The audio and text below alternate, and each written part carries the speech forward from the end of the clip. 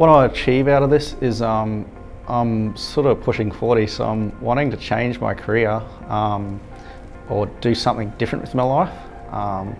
It's very hard to change because I've been a good income earner. It's really hard to break away from that. So hopefully this can replace my income and then start doing some other things that I'd like to do in my life. Some of the things I've learnt here at Learn to Trade is the coaches are there with you. So they've got your back.